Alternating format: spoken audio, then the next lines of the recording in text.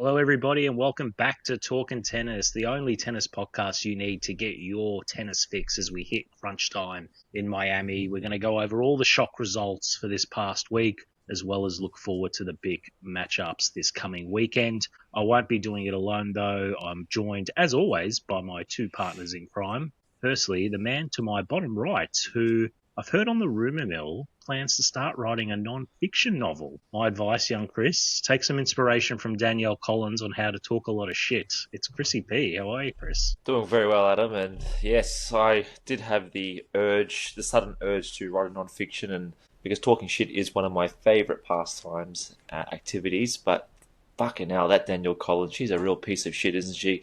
She is absolutely making headlines for all the wrong reasons. If she's not having a fight with Mute, she's got her cans out in fucking Miami. She's a real piece of trash, and she's really getting under my skin lately. But I will say those cans didn't look good. But yeah, it's been another good week in tennis. We've gone X-rated, off the rails already. We're not even 2 minutes into the pod. Fantastic. Shout out to Danielle Collins if you're listening as well. Some of you big fans here on this podcast. The man to my virtual right, he's more popular with his fans in the US than Kim Jong-un is in his 2026 parliamentary win. It's Varjos. How are you, Adrian? I'm very well, thank you. Well, what can I say? I have very strong approval ratings in certain parts of the globe, particularly the US. We do. So, yeah, shout out to all of my fans there in the US. Greg from Cincinnati in particular. Keep them coming. But no, good to be here. And again, what a week of tennis it has been.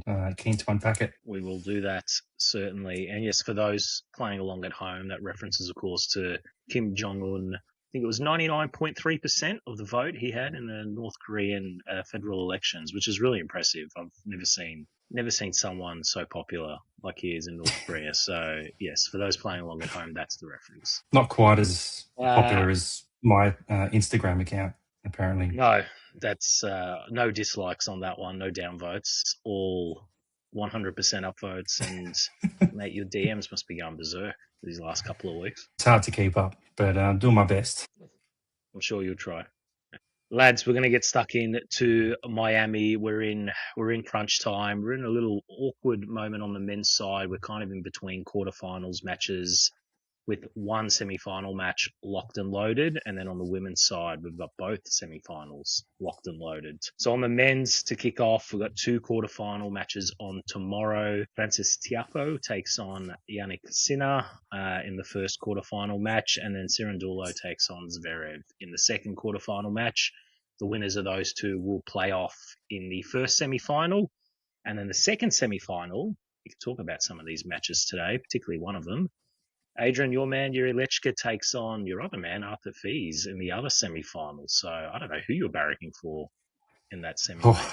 It's exciting times. It's a tough one. It's why couldn't they have been on opposite ends of the draw? To the form that they're in, it would have been good to match up against a Sinner. Would have been exciting. But for the good of the game, as much as I hate Francis Tiafoe, I'd love to see him get up over Yannick and just get an absolute hectic semi-final and final in Miami. It would be the hell of a spectacle if he did get up. It would be just flipping the tournament, turning it upside down, putting it on its head for sure. Sorry to all the Americans. We've shit-canned two of your favourites 5 minutes within the podcast. We still love you. Chrissy P, I'm going to get your thoughts on the big match today. Some are calling it the match of the season so far. Arthur Fils versus Tommy Paul. Fils winning coming from behind in a 2-hour, 47-minute blockbuster, 6-7, 7-6, 7-6. Tommy Paul, get this, wasn't broken at all throughout the match, but still unfortunately lost. He led the third set tiebreaker 6-2. Then Arthur Fils went on a run and a half, winning 6 points in a row in that third set tiebreaker to snatch it 8-6, snatching victory from the jaws of defeat, Chrissy P. It was a heroic comeback. Fils advances to his first ATP Masters 1000 semi-final and becomes the youngest French player to reach that stage since Richard Gasquet back in 2007. Sure fun. Chris, thoughts on the match? Well, you definitely got your money's worth if you were one of the lucky spectators viewing this game. What a war, battle of attrition, as they say. But Fees is coming into some decent form as well, especially since the start of the year, coming off his injury as well.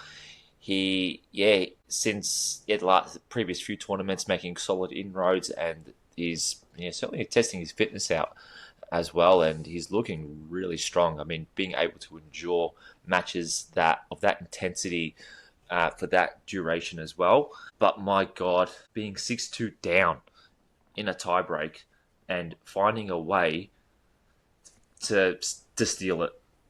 Credit to the guy, and you got to feel for Tommy Paul as well, because that's pretty much a definition of a choke if I've ever seen it. I mean, it's completely within your capability to win it from there. But credit where credit's due. He stayed focused, he locked in, and he got the job done. Good on Arthur. Good on Arthur, indeed. And of course, you must be rapt because he's someone you picked a few weeks ago as a breakout for 2026. I won't jump ahead, but I dare say his rankings are going to jump post this tournament. And I dare say you might even be leading a little game. So, you must be happy with that. Oh, I am definitely happy. What a game. And I think you mentioned it as well. No breaks. Is that right? 0 breaks in the match. I believe so, yes. No breaks of serve across all 3 sets. You mentioned it too, Chris. You can't blame Tommy Paul. He played a solid match. You can't fault anyone. A bit like the Indian Wells final, Medvedev Sinner. No breaks of serve there. Goes to tiebreakers both ways. Yeah, I mean, from what I saw, it just seemed like the 2-punch. You get your big serve in, and then your next forehand is going to determine what happens. And when you got big servers, that's what gets the wood over the opponent. So yeah, very aggressive play, but incredible. How explosive is young Arthur? What a machine! He's a power player. He's the one nobody was talking about at the start of the year, and now everybody's talking about him. I think he's making inroads. Yeah. So a few young Frenchmen doing well. I forgot the name of the other young lad who also did well. I was going to bring him up. It's not Mute, is it? Chris's mate. No, I'll get back to you on the other on the other one. He was the qualifier from the start of the qualifier. Yeah, it was young. Yeah. I think he was in the ATP, the Junior Masters. You're talking about the 17-year-old Kwame. Yeah. Yes, I think he got through qualifying and fell. I don't know if he fell in the first or second round, but he did get through this tournament, I believe. I was thinking of someone else. Anyway, it'll come to me. But okay. Yeah, I think What can you say? Explosive play, serve and forehand combo. I think, poor Tommy Paul. What can you say? He doesn't have a bit like, not to the extent of de Minaur. I think he's still a bit more explosive than de Minaur, but he lacks that kill shot, that big weapon. He's solid on all fronts, but just lacks that final punch to get rid of the opponent in that play. Credit to Arthur. Just love the bloke. Hope he continues for my sakes, because I need some wins around this place, and hopefully Arthur can deliver, because I'm not delivering during the Battle of the Spuds, that's for sure. You're struggling on Battle of the Spuds, and we'll get to your picks later, Adrian. They were disgusting, but we'll spoiler alert. We'll get to that. Yes, I was going to say that he absolutely dismantled Tsitsipas 6-love 6-1.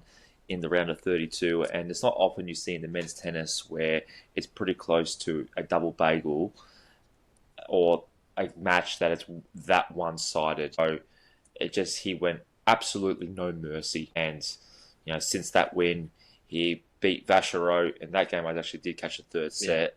I thought maybe Vachereau would beat him, but that game was another tough one, going 6-4, 6-7, 6-4 as well. So he he went deep against in Doha as well in the 500, where he lost to Zverev, and yeah, it looks like he's got himself into another semis now as well. So he's hot right now, very hot. So you will not want to see him in your draw in any time soon. And then, it was the Qatar Open where he made the final as well and lost to Carlos Alcaraz. Got pantsed by Alcaraz, but still, they're his last two losses, Zverev and Alcaraz. So not bad. And yes, we've had some crazy results this tournament. Thank you for reminding me about that Tsitsipas result, because I literally fell off my chair when I saw that. I think it was 4-love or 3-love when Tsitsipas got that first game in the second set as well. I was secretly happy about that because, of course, I have shorted Tsitsipas for 2026. More on that next week. Tsitsipas, he took out our mate, ADM. He did. That's another topic I'm sure we're going to discuss in time as well. Oh, it's on the run sheet. It's on the run sheet. We're going to be talking about a lot of things. Before we do, though, the other quarterfinal, Adrian, another one of your mates, Lehecka, takes on the qualifier. We took on the qualifier, I should say, from Spain. Landalus. It was another tight match. Lehecka coming through 7-6, 7-5. Landalus, he got some scalps. I think from memory, he beat Korda, obviously, in the last round, who, of course, knocked off Alcaraz. And then from memory, I want to say he beat Dadiri early in the tournament as well, but I'll have to go back and check that one. But good to see another qualifier, I guess, come through and ruffle a few feathers. But it's going to be an interesting matchup for those two in the first semi-final, I dare say. I think Landalus in that junior. He was in the next gen, and he was actually my pick for someone that could take it out. But he's certainly making a name for himself now and coming on to a pretty big stage and making it to the quarters. So good on the young lad. I was watching. I did catch a bit of that match against Lehecka today, and he was very focused and I won't say animated, but very aggressive as well. So you'll have to see that from a young player as well, rising to the occasion. It's a respectable loss, 7-6, 7-5. That's no Tsitsipas. Yeah. He was fighting hard. He wasn't making anything easy for Lehecka as well. So, but hopefully it's the first of many, and he can continue. He also broke a little record, becoming the first player born in 2006 or later to reach a Masters 1000 quarterfinal. So for those playing at home, that makes him 20 years old. 2006. It's outrageous. That's after we finished high school. Just exiting high school in 2006, so I feel really old. We're in our first year of uni. We certainly were. Outrageous. Good times. I thought maybe we talk about some of the other big losses, big shocks on the men's side before we talk about the women's. I am keen to talk about the women's. Carlos Alcaraz, early round exit against Sebastian Korda. That just came out of absolutely nowhere. Tight match. Korda came through 6-3, 5-7, 6-4. He did lead in the second set with a break as well, so he could have very well knocked off Alcaraz in straight sets, but instead took the scenic route. Big upset, I would have thought. Just absolutely left field, and then Korda comes down and loses to a qualifier in the next round, so couldn't take advantage of it. Chris, just your general thoughts on Alcaraz and where he's at the moment? Well, look, tennis, called you're him allowed to unstoppable lose 2 weeks ago, and we have short memories in the land of tennis. You're only as good as your last match, and we quickly forget. So if you lose like 2 in a row, or you lose a match that you're not really supposed to have lost, it's the limelight's on you when you are a top 2 player, or when you're one of the best. It's like you have this expectation always. You have to win. You must always win. You're not allowed to have a bad day, and it's probably the only downside of being the best in the world, or one of the best players in the world, is just the high expectations that come from it.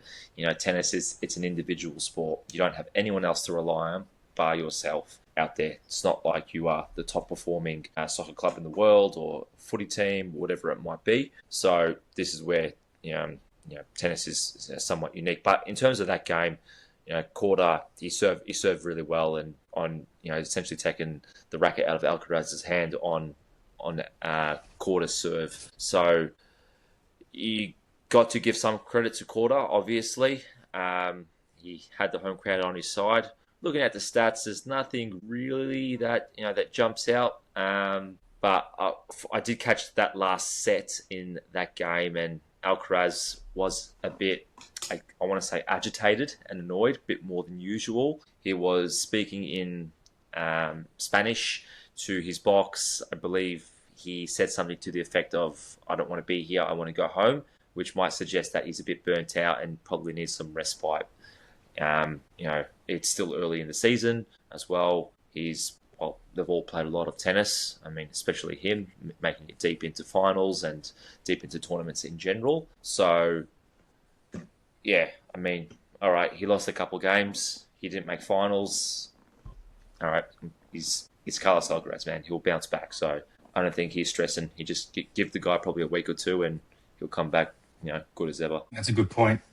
You have those top players. What do you do? As world number one, of course, you're expected to win everything. How do you can't, it's not really sustainable to win everything. Yeah. He's allowed an off day, and in tennis, that's unfortunately going to be spoken about for a long time until he picks back up again, which I'm sure he will. But yeah, credit to Korda. He was clutch with the serving, I think, late when he needed, and it was good response after that second set that he got.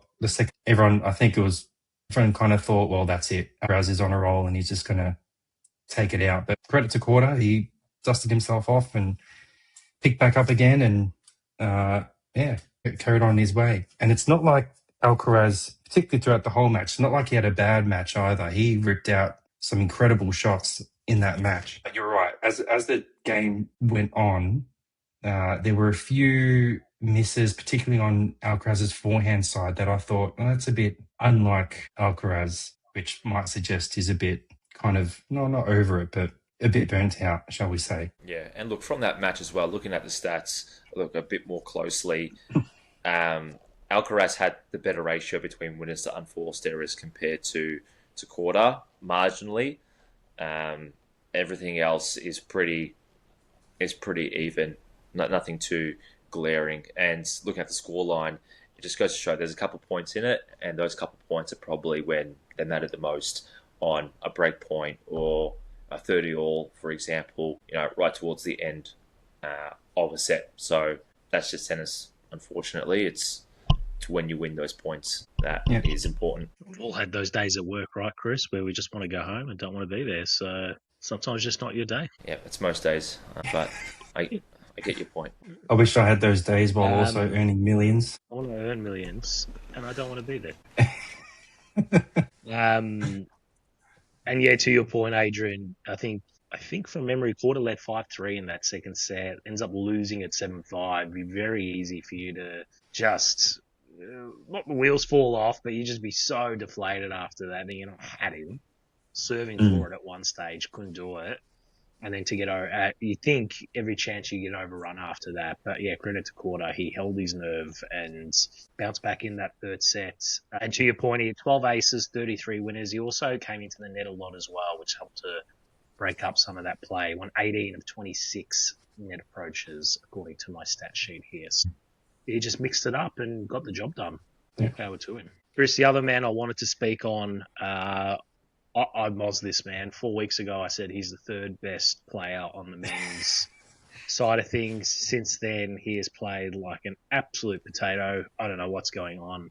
Maybe he's thinking about married life. Maybe he's thinking about kids. Maybe he has peaked. Maybe he's in love. Love.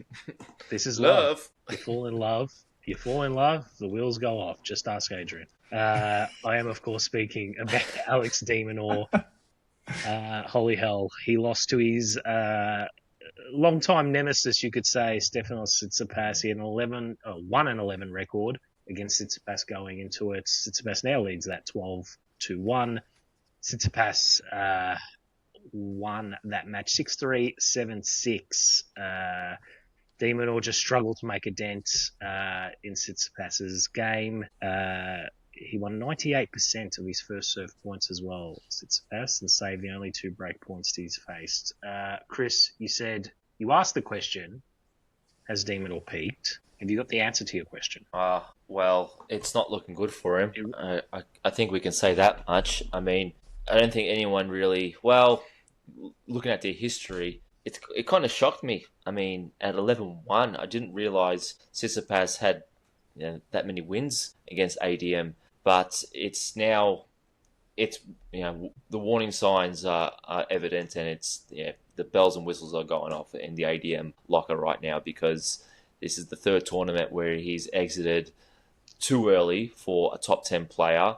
And hey, we were all spruiking him early in the year and late last year, praising his fitness and how aggressive he was looking, and it was him being able to stay locked in and motivated point after point. But it just seems now that he is just not as focused in the game as what his form has led him to be ranking wise. So, Tsitsipas would have been thrilled that he, was able to win this game, because he's not obviously in the greatest of form either. He hasn't been for quite some time, and it's starting to become a bit of a concern. Coincidence that he's getting married and he's starting to losing matches. I don't know, but whatever it is, he needs to figure this shit out, or else he can say goodbye to top 10, and it's not going to get any easier to get back in once he's out. Adrian, any further thoughts on Alex de Minaur? Well, I think what we spoke about before, you're only as good as your last game, and it's not until he pulls his finger out of his ass and actually starts delivering some results where we'll change our minds again. All he needs is another good, deep run into a tournament, and we'll all be singing his praises again, saying how good he is. So that's what he needs. He needs to do something. I think for him, it's just more of a mental thing.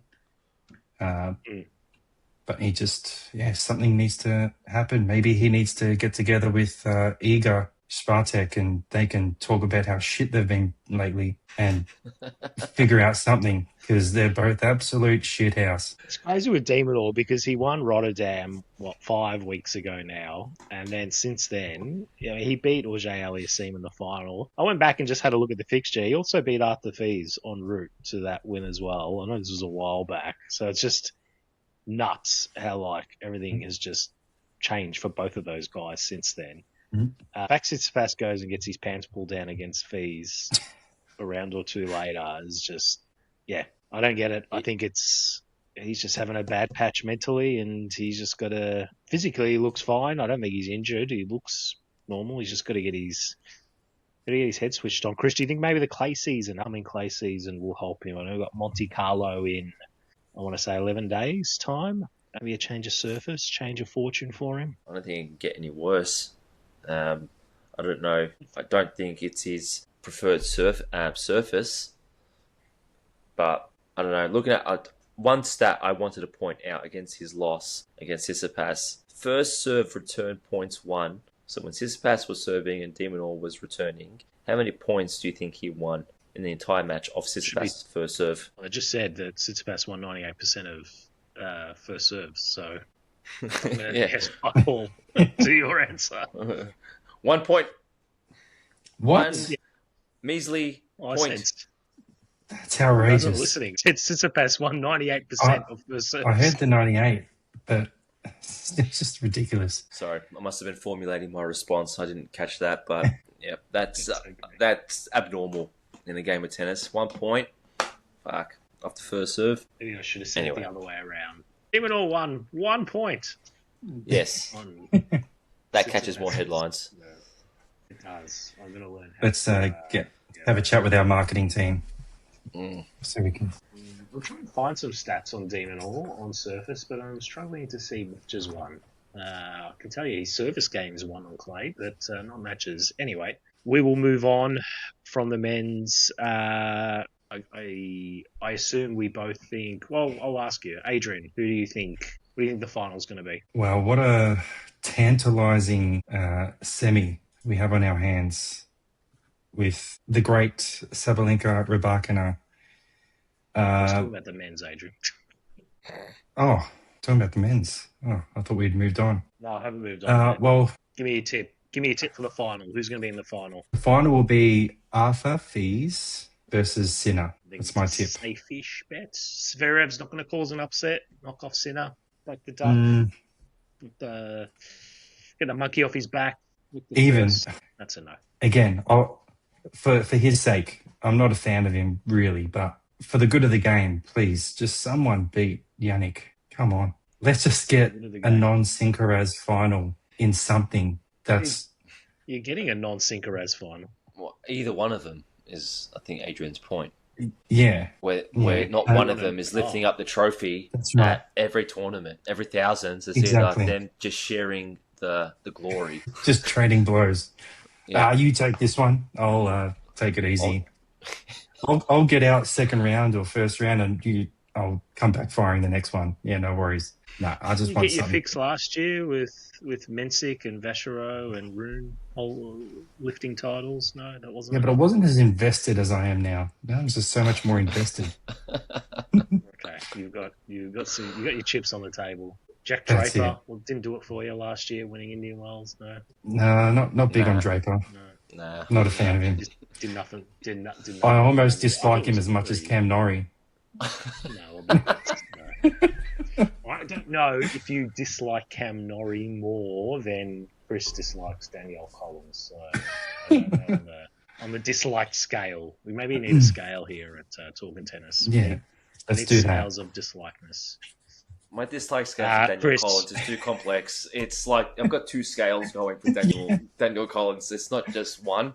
I've got Chris needs to adhere to the crazy hot scale for Danielle Collins. That's the one. Yeah, that's the best form of unit of measurement for Danielle Collins. That's right. Crazy hot scale. She's dangerous, but Chrissy can't get enough at the same time. It's like, my dislikes are 10 out of 10, but I'm on a raging boner all the time. I don't understand it. It doesn't make sense. So that's my pick. My pick is a Fees Sinner, but I would not be unhappy with the Lehecka making the final either. So I'm happy with that side. Happy to see either Big Francis or a Zverev, make it as well.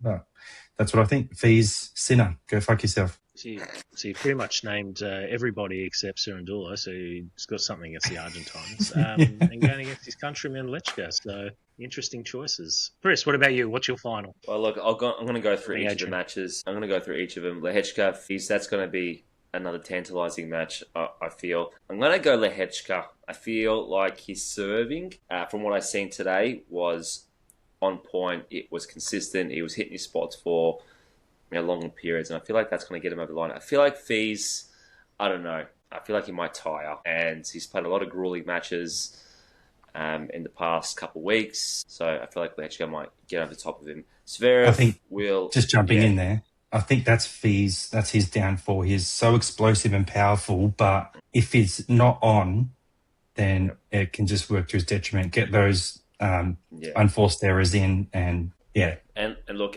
to my theory, what I mentioned a couple of weeks ago, it's when you have a big win, not that you shouldn't have won, but it was so emotionally captivating and it was just huge of a match, it's very hard to back that up. And we just seen with Korda. Korda beat Alcaraz. He couldn't even beat a qualifier, land or lose late in the next round. He gets fucking rolled. So I feel like Fees knows he got out of jail, saving 4 match points against Paul, and Lehecka he'll find a way to win. So I feel like that was the final for Fees, and he doesn't get past Lehecka.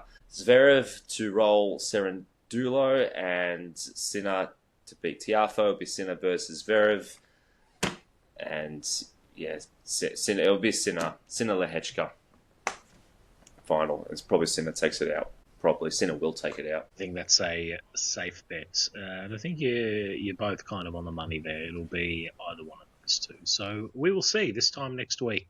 Adrian, I know you're chomping at the bit. We'll talk about the women's side of things. We're in semi-final territory now. On one side, we've got Coco Gauff taking on Karolina Muchova. And then tomorrow morning, 11 a.m. Australian Eastern Daylight Savings Time, Friday morning, the match I'll be watching. I don't know about you guys. I know Chris will be watching. Arena Sabalenka takes on Lena Rybakina, first seed against the third seed. It's the big rivalry of 2026 and parts of 2025 as well. Going to be an epic battle. Hopefully we have something like the final that they played off in last week against Indian Wells. Chris, thoughts? Put big, borrow, and steal to back Rybakina to win the first set. She is always winning the first set against Sabalenka, if history has told us anything. She is such a fast starter. Despite, though, against Pegula, she actually lost the first set, and she's had her number. She's actually obliterated Pegula quite easily. But with Rybakina, she will take the first set against Sabalenka. There is not much in between those two. It will go the journey, it will go the distance, and they probably won't play a tie-break either, because they just do not play tie-breaks. It's like a 6-3, 6-4, 3-6 kind of game. Who wins? Coin toss, but Rybakina wins the first set and no tiebreakers to be played. That's my prediction. Yes, and just to recap how we got here, the matches today, Rybakina, as Chris mentioned, knocked off Pegula in 3 sets. Pegula's had one hell of a 2026 as well. She's just gone deep in every tournament that she's been in. Rybakina taking that 2-6, 6-3, 6-4. Sabalenka has been, don't think she's dropped a set all tournament, but don't quote me on that. She knocked off the American Baptiste, who had a great tournament herself. Sabalenka winning that one 6-4, 6-4. Coco Gauff had a tough match the day before last, beating my girl Belinda Bencic in 3 sets. And Karolina Muchova had a tight one against Victoria Mboko 7-5, 7-6 as well. That could have gone either way as well, and I was a little bit disappointed because I had Mboko as my pick on the women's sides for this tournament. Adrian, your general thoughts on the women's tournament thus far and your pick, I guess, for the final. It's also good to see some of the big seeds still in it on the women's side as well. It's been back-to-back tournaments. We've got the first seed, the third seed, the fourth seed, and the 13th seed making the semi-finals. So the heavy hitters have done well this tournament, unless you're eager and you're just in Camp Demon at the moment. I think we mentioned it quite a few weeks ago, prior to Indian Wells, and the WTA have just been quietly proving us wrong, and since then have had the top seeds going deep into the tournaments, which, it's good. What can I say? We're tail between our legs with that one. Not going to... tail between your legs and Chris's legs. Coco, though, carrying injury, if I am correct, even had an MRI. So battling through her matches, every match has gone to 3 sets, I believe. So she's... And then also just complaining after each match for, whatever, about her injury and struggling to get through. So even though she's riding high, the home crowd in America, my money would be on Muchova to take that out. She's playing some fine tennis. And on the women's side, on the other side, the Sabalenka Rybakina, again, that's just a coin toss, that one. My guess would definitely be a Muchova in the final against, I'm going to go Chris's mate, Rybakina. I think they're just trading blows at the moment. They've had Rybakina, then Sabalenka. I think it's Rybakina's turn now to get her one back. But what a great rivalry this has been. And we're so early in the year, so can't wait to see what's more to come between those two. But that would be my pick. I'm going to go Muchova, Rybakina final, and maybe an upset, Muchova win for something different. So that way Adam doesn't say, "Oh, that's a safe bet, dickhead." Can't pick what I want. Oh, that's a safe bet. What do you want me to say then? Then I'll go for something left field, and then you'll say, what a fucking horrible pick. I can't win. No, you can't win. You can't win. Your picks are horrible. Your quiz responses are terrible. But no, I like it. It's bold. It's bold. It's bold going for the outsider. It's good. I like it. I'm also enjoying the Rybakina Sabalenka rivalry and matches at the moment. They're easily the two best players on tour at the moment, and tomorrow's semi-final will be good to watch. Adrian, time for me to have a crack. Talia Gibson, you owe an apology, not just to Talia. You owe an apology to Talia's family, Talia's coach, to pretty much this whole country, and to all your fans in the United States. Talia Gibson went on another magnificent run here at Miami, went through qualifiers again after she'd done it at Indian Wells. She fell, I believe it was the round of 16. She won, I want to say 3 matches off the top of my head, and she fell to the almighty Rybakina.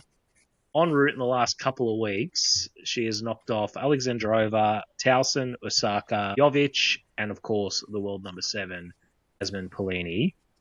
Speaking of that Paolini match, you said, well, it was last week or the week before, you said it was a disgrace that Paolini lost to a player ranked outside the top 100, and you were incredibly dismissive of Talia Gibson and the whole WTA as a whole, and you've been proven wrong because Gibson's gone on a magnificent run. She's knocked off Chris's mate, Naomi Osaka, and I just wanted to shout out Talia and I guess stick it to you and wait your apology. Fair enough.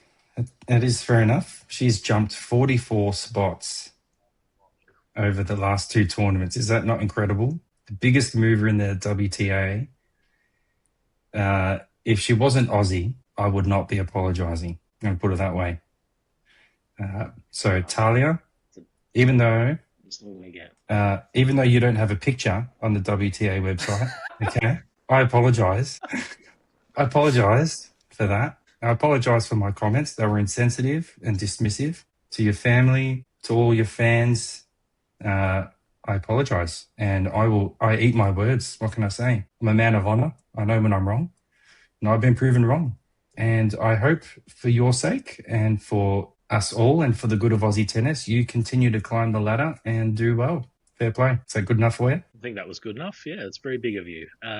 Yes, 56 in the world she jumps to. She was outside the top 100, of course, a few weeks back. So it's always good to see some Aussies doing well. Maya Joint, I don't know what's going on with her. She's just done absolutely nothing in 2026. So Adrian was onto something on that one at least. Yeah. I think we both were, just on the whole climate on women's tennis. You could be ranked 10 or 90. You're probably evenly competitively ranked than you think, despite what the rankings might suggest. Anyone could beat anyone. Probably from rank 10 to 100, I reckon. It's so open. Yeah. I think there's been a lot of seeds that are still left in the tournament. In this tournament, anyway. Those seeds, Adam, they change. Yeah, they change frequently in terms of who's a seed today to who's going to be a seed in 2 months' time. So just bear that in mind. I think the rankings move that much. And with the women's game, they do. Yeah, enough. I think that's the best I'm going to get from Chris. Speaking of Chris, I thought it'd be good to revisit some of our picks that we had last week. All of us, sat down and gave a player on the men's side and a player on the women's side we thought would go deep. Spoiler alert, all 6 picks were terrible. Chris, your man, Botic, Van der Zangeloop. It was a high-risk pick. He copped Fritz in the second round.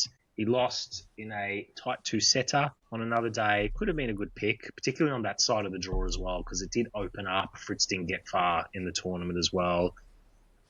Not bad. It was high risk. He wasn't seeded, so it'd be a pass mark. He won his first round match, but would have been good to see him knock off Fritz. Then on the women's side, Chris, you picked Anna Muchova.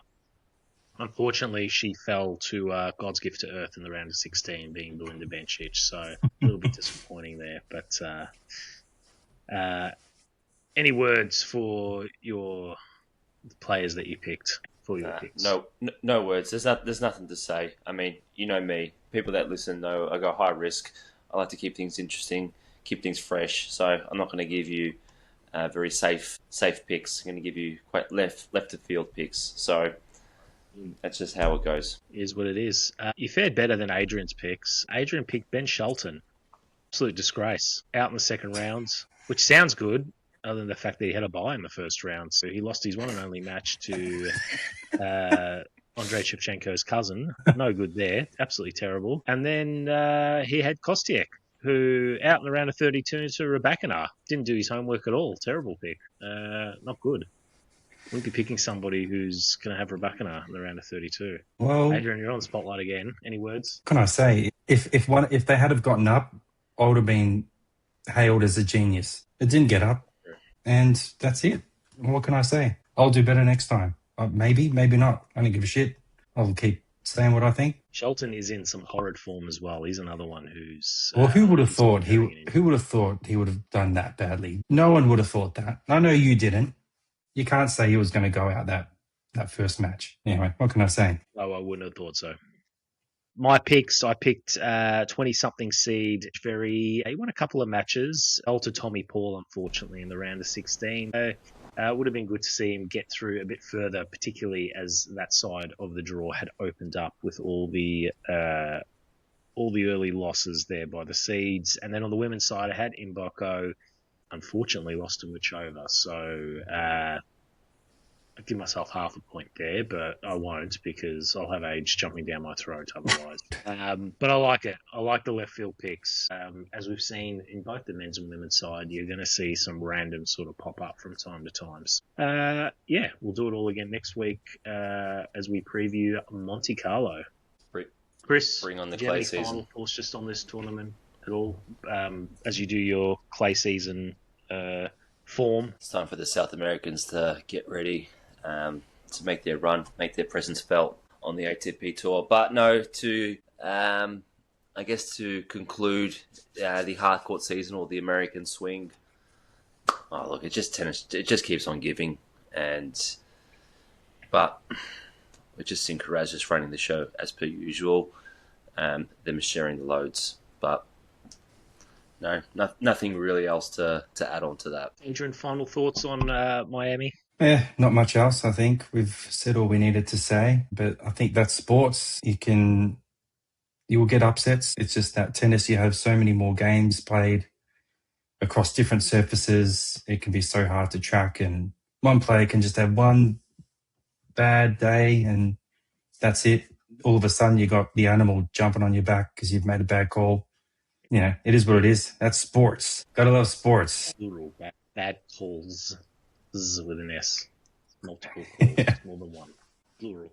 All right, we're hitting the 50-minute mark, which means two things. It means it's almost Chris's bedtime, but it also means it is time for that part of the pod. It is Battle of the Spuds. Good. Still waiting for that music to come through. It's in the mail. It'll never come. Hopefully have it 6 to 8 weeks. Chris didn't renew his Amazon Prime subscription, so it's going to take a while to come through. Lads, today's Battle of the Spuds edition, if you were paying attention last week, in last week's podcast, Chris says no, he wasn't paying attention. No shock there. Today's edition will, of course, be about the Miami Open that we're currently in at the moment. Lads, I hope you've done your homework. If you did, you'll be well equipped to handle today's quiz. 6 questions, and then, of course, we will end on Who Am I? Don't forget, if you're playing along at home, open your Spotify player. We're on YouTube now, apparently. Chrissy P tells me. So just leave some comments, A, B, C, and D. Just start spamming. I'll add up your scores and let you know how you did in today's quiz. Yes, Adrian, are we ready? Let's do it. Yeah, we're ready. Ready as you'll ever be. I should open my chat box as well, just to make sure you've both opened your chat boxes, and you have. That's fantastic. He's looking at me perplexed. How does he know if my chat box is open? I'm buying time as I open up my quiz papers. I'm just thinking the worst fucking host ever. That's what was going through my head. Fucking disgrace to share the same fucking genetic fucking makeup as you. Maybe you can put that in your novel. All right. Yeah. You ready? Yes. Question 1. Let's do it. Question 1. Who holds the all-time record for the most women's singles titles at the Miami Open? Is it A, Steffi Graf? Is it B, Martina Navratilova? Is it C, Serena Williams? Or is it D, Monica Seles? Which woman holds the record for the most women's singles at this tournament? You have both rapid fire locked in C, Serena Williams. You've both done your homework this week. You are both correct. Ding, ding, ding, ding, ding. Chrissy, go easy on me this week. Please, Chrissy. Please. Not a chance. Please, I'm begging you. Yes, for long-time listeners of the pod will know Adrian was leading the 2026 Battle of the Spuds early, but Chris has mounted a Arthur Fees-like comeback. He leads the 2026 Battle of the Spuds 5-3, so Adrian desperately needs to get today's Battle of the Spuds, otherwise it's going to be a long winter through clay season, my friend. I'm desperate, Carlton. Question 2. I feel like you've both done your homework this week. You're playing it cool like you haven't done your homework, but I think you've both done your homework. Question 2.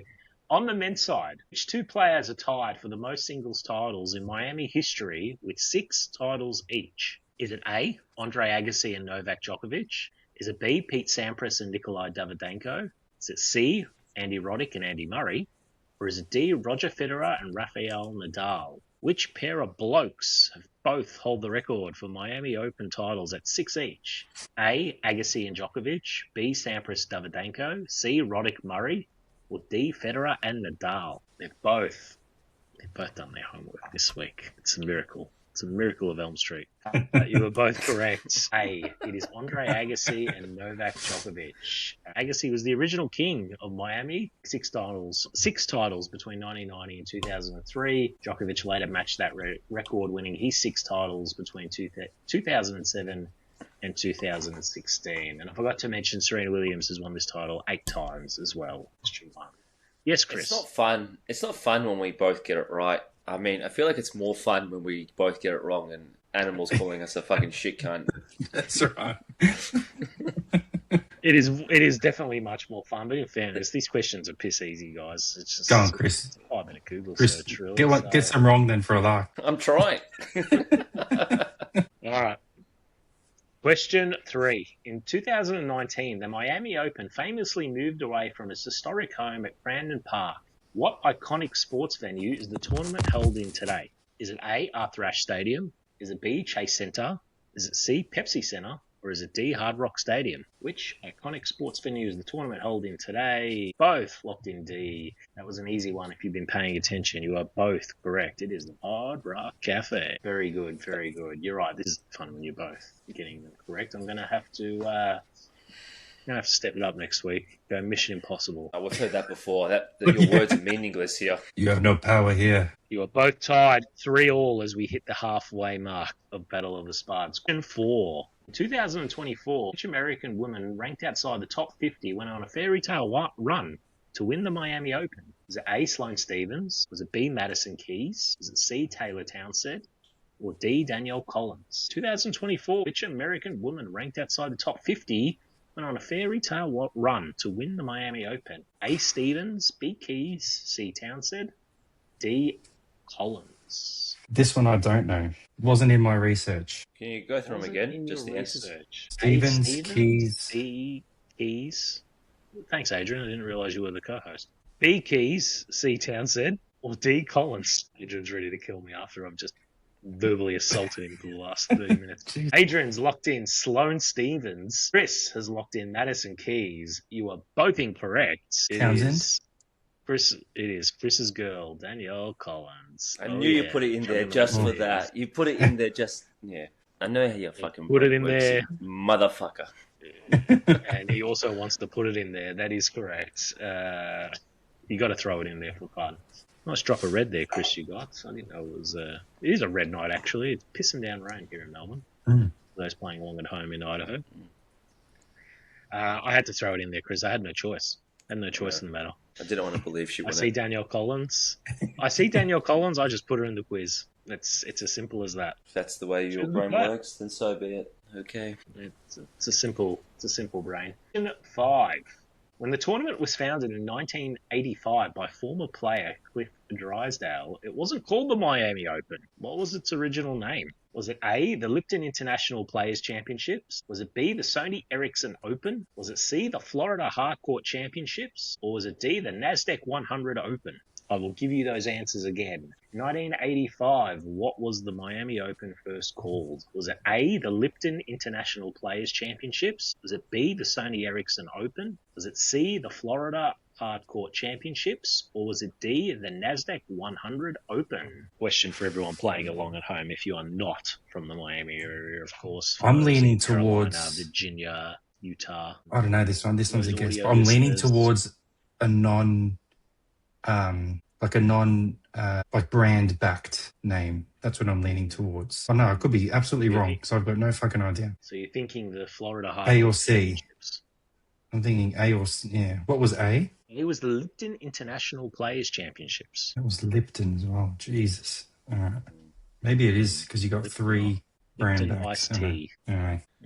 They're both deliberating. I've got no answers here at the moment. They've both locked in the same answer. They both went with Adrian's theory of, I'm going the non-brand answer. The non-brand answer, of course, being the Florida Hardcourt Championships. It sounds like a most vanilla, boring name, and that's because It it's a does. load of shit. That is not correct. You are both Yeah. incorrect. It was the Lipton International Players Championships.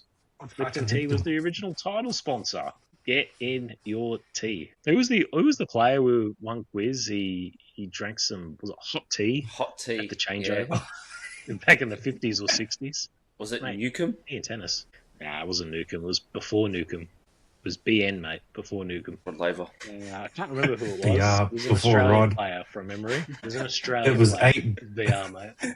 It was performed in 8 BRR before Rocket Rod. Everything is in BRR format. We replaced It's the only format I understand. Post Rocket Rod and fucking Rocket Rod. Why is that so funny? He always cracks us up. I don't know why. We'll never know. Especially when we're at the Open, sitting down, just drinking beers and talking trash about Rocket Rod. Yeah. He's Both in his came out of house the and we're gate talking flying. shit. You're in his house. Both came out of the gates flying, 3 points each, and then you've both, the last two questions, incorrect as we roll on to the last answer before Who Am I? Question 6. Which of these four men have never won the Miami Open? Is it A, John Isner? Is it B, Hubert Hurkacz? Is it C, Stefan Tsitsipas? Or is it D, Daniel Medvedev? Which one of those four men has never won the Miami Open? 3 of them have, 1 of them hasn't. A, Isner, B, Hurkacz, C, Tsitsipas, D, Medvedev. This is not Vinny's answer. Adrian's Isner, Hurkacz, Tsitsipas. Medvedev. I think 3 of those has. guys have won this tournament before. 1 of them hasn't. Random names on that list. Go Hubie. Adrian's gone my man Hurkacz. Chris has gone John Isner. You are both incorrect. Both those men have won this tournament. Tsitsipas. The answer is Tsitsipas, the fucking cat himself. Isner was the 2018 champion, Hurkacz the 2021 champion. He must have been only one of 6 people who rocked up for the tournament that year. Medvedev, the 2023 champion. Tsitsipas has not won this tournament. You both get that one incorrect. Started 3-3 after 3, and it ended that way. But we like a tie because that means one thing. We come to the Who Am I? Today's Who Am I is Miami themed, as you might have guessed. So that's your one hint. Helpful. Keep This him is coming. like, what am I going to do with that one? It's fantastic. Fucking useless hint. Don't forget, your names are your buzzers. I'm going to start with 5 points. It's going to be really hard at the start, then it's going to get easier as it goes on. And if you're playing along at home, just buzz in your name, type it in the comments, yell it out really loud. I'll hear you. I'll let you know if you get it right or not. Gents, are we ready? Who am I? Go for it. For 5 points, unlike most top players who turned pro as teenagers, I took the college route first and was an absolute force in college tennis, winning 2 NCAA singles titles for the University of Virginia before fully dedicating myself to the WTA Tour. For 4 points, after breaking onto the pro scene, I captured my first 2 WTA singles titles in the summer of 2021. proving my versatility by winning on the clay courts of Panama and then shortly after this on the hard courts of San Jose for 3 points. My best career result at a major came in 2022 Chris. when I powered my way. Chris, who am I? Coco Gauff.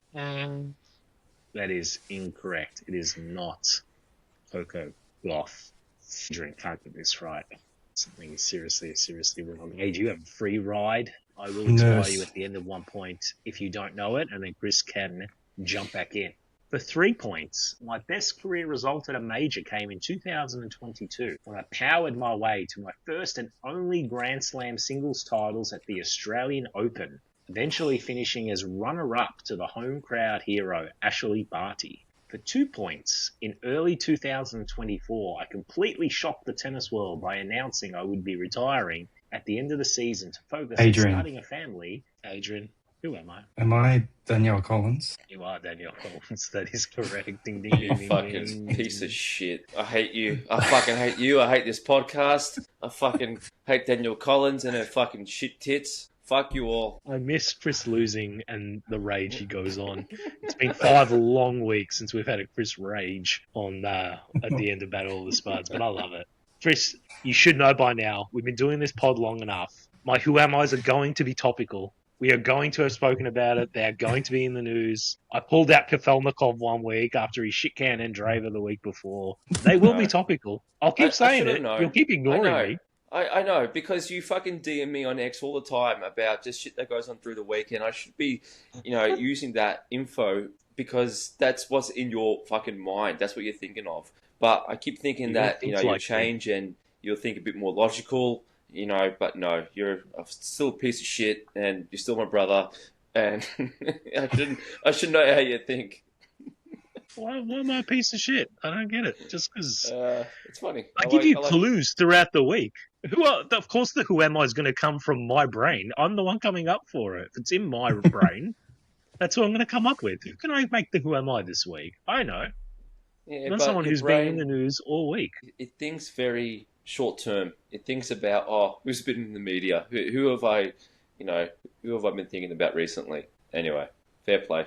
We do 52 pods a year. We do 1 a week. It needs to be topical. I've got to come up with one of these every week. It's going to be fresh in mind each and every week. Maybe Danielle Collins going to be someone we spoke about. Maybe she's one of the listeners, considering she played for Virginia, you said, and Virginia is one of our top states of our listeners. So all you folk from Virginia, if Danielle, you're one of them, well, you fucking probably hate me after listening to this. I'm sure she's sitting on a beach, just got the headphones on, catching up on the latest, listening to Talkn Tennis. Why wouldn't you? In between her story time on the tennis channel, she's got the AirPods in, listening to a bit of Talkn Tennis, as you all should be. And DMing Mute as well. Or is Mute DMing her? We'll never know. Christy, whose side are you on in that little debate? Team Mute, all the way. Short king for life. Okay. Short king for life. Yes, and Adrian, if you had Twitter, I'm not going to follow you on Instagram because we don't need to do that. But if you had Twitter, I can share with what I see throughout the week, and that might even give you an inkling on Battle of the Spuds as well. Just a thought. Okay. Well, I'll need a few more weeks of convincing, Link. All right. Chris, is there anything on Twitter you saw that you didn't like that I posted as well that you wanted to raise? I keep forgetting to ask you, but I figure you're going to chime in. No, I'm sorry. I'm going to say something that's completely disregarding your question. But why the fuck would I pick Coco Gauff when you said Virginia? What the fuck would Coco Gauff be doing in Virginia? Anyway, How can Coco Gauff be from Virginia? She wouldn't be from the South. Why not? South. The deep South. I think the other clue was that you said that this player started not her career not as a youngster. Was that in the Who Am I? That turned pro later. She turned pro later to play college, which to be fair, a lot of them do now anyway. But Coco it just seems stupid to me. She didn't even attend college. Coco started early, didn't she? She started pro at 15 years old. and played Divi 1 at Florida State University and actually Georgia State University as well. Anyway, but yeah, There you go. according to AI. It was more because, like, back in the day, like, you go pro when you're ready, 16, 17. For the women, like 15. Back in the day, you used to see 15-year-olds playing all the time. You don't see it as much now. On It's the true. actual women's tour, not on the girls. Mm. Whereas now they're just staying in college and then turning pro later. It's interesting. That's all right, Chris. You've got 7 days to improve and get better. Thankfully, you still lead the 2026 Battle of the Spuds edition 5-4. What's next week's topic? Monte Carlo?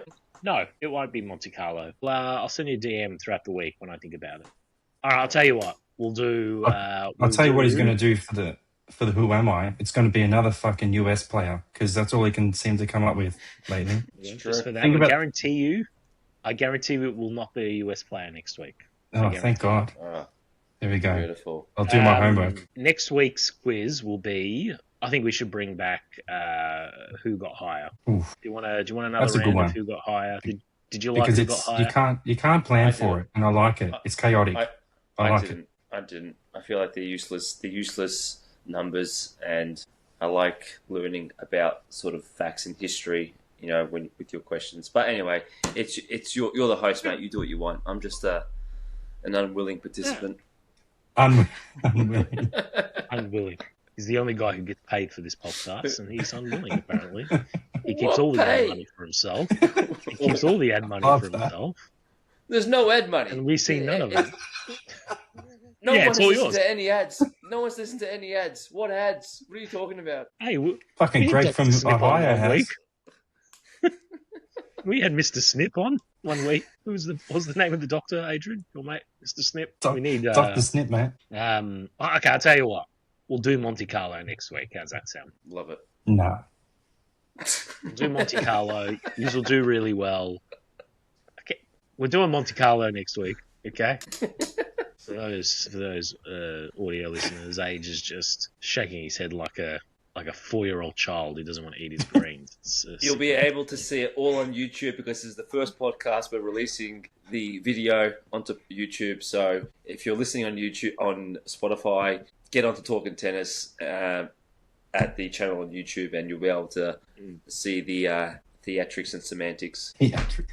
You'll be able to see our faces and Chris's pixelated picture that I can see on my screen anyway. Your pixelated 2720.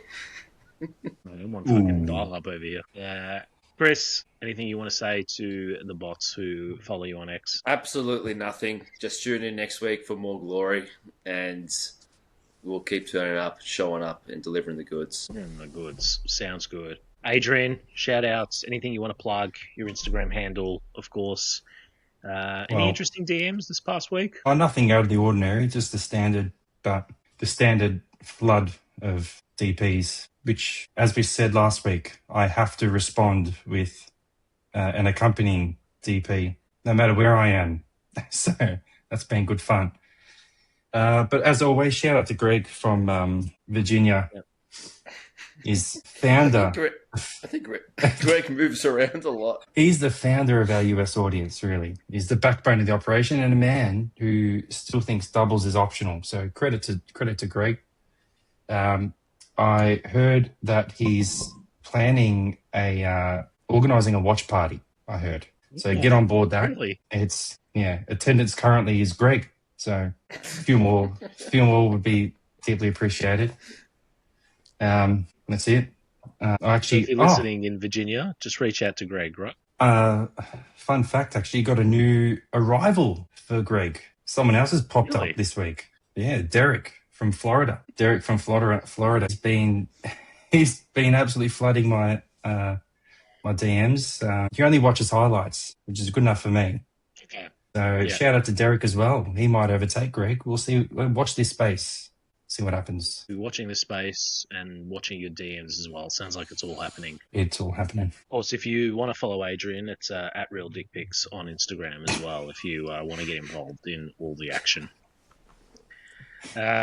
I think that'll do us for this evening. Unless Chris, you wanted to have a final word. No final word. Adrian summed it up well. Capped it off well, as he always does. Yes, he does. Thank you, everybody, for listening to today's podcast. If you made it this far, certainly what the hell is wrong with you? But thank you. We appreciate your support. Don't forget to follow us, Spotify, Apple, Buzzkeep, Upcatch, Bumble, all the podcast players, especially the ones I've just made up. Follow us on all of them. And now on YouTube as well, video only. So, yeah, we look forward to seeing you there. We will catch you next week. Good evening and good night.